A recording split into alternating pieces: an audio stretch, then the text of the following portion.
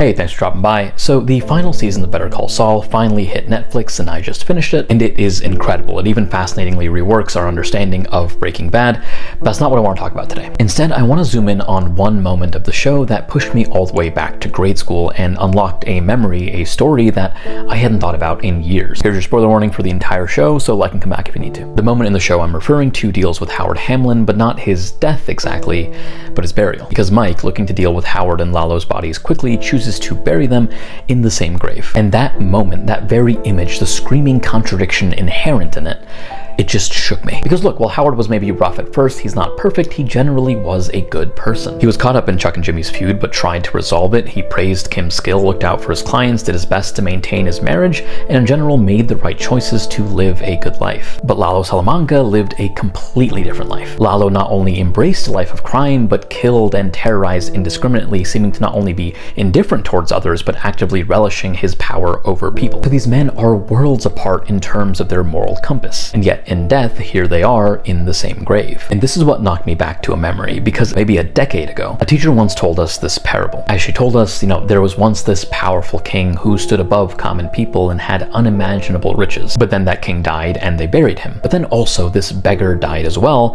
and they buried him somewhere nearby. Now then a powerful storm hits the town, and the water and the winds upturn both graves until the remains of both men sit in one spot. And no matter what the people did, they could not sort out the king from the beggar.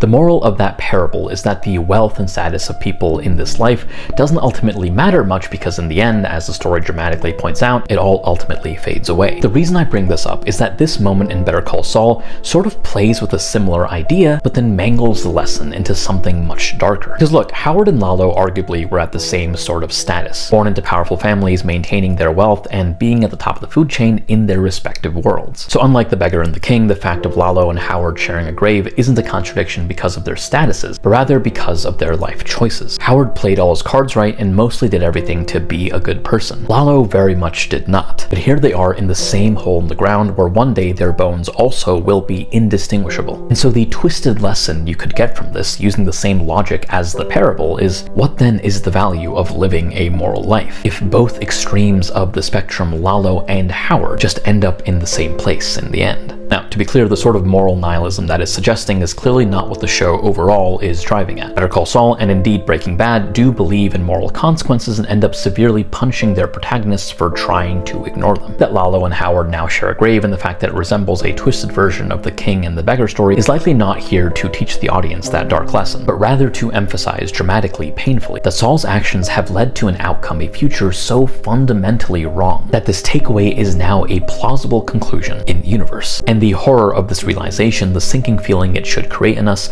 only functions to help us realize the enormity of Saul's moral negligence. And all of that is as incredibly well written as it is haunting. Thanks for watching. I'll see you next week.